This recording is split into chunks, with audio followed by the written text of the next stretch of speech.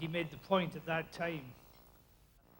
I'm not in any way denying that some very real policy differences between some NATO capitals about how to disarm exist.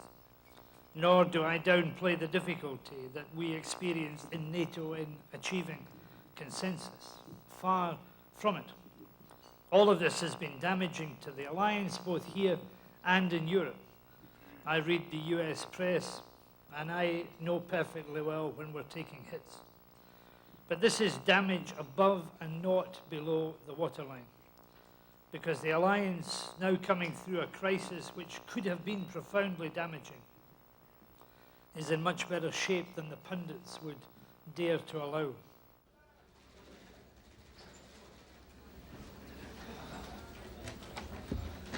Well, the good news is that we solved the problem and we got the consensus and the help is on its way. That's the main point I'm saying. That's not spin, it's a fact.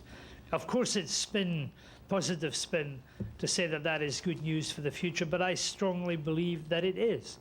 That the fact of the matter was that it took 11 days to achieve consensus despite the volatility of European public opinion, despite the connections that some people have made with the UN process and the progress of the inspectors, despite all of that and elections taking place in some of the allied countries, we still got agreement in 11 highly publicized days, but 11 days nonetheless. So nobody can write off this alliance on the basis of this one argument. We've been through arguments in the past.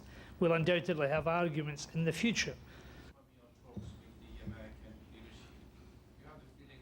But I think on both sides of the Atlantic, people need to cool down, get things into perspective, recognize that the values that unite this alliance in this island of stability in a very dangerous and volatile world are worth protecting, and that means that tempers and emotions must be kept under control at this time. And we've got to recognize that there are nastier, more brutal enemies out there who are going to attack us if we get divided in the future. Iraq, we are already engaged in the Balkans.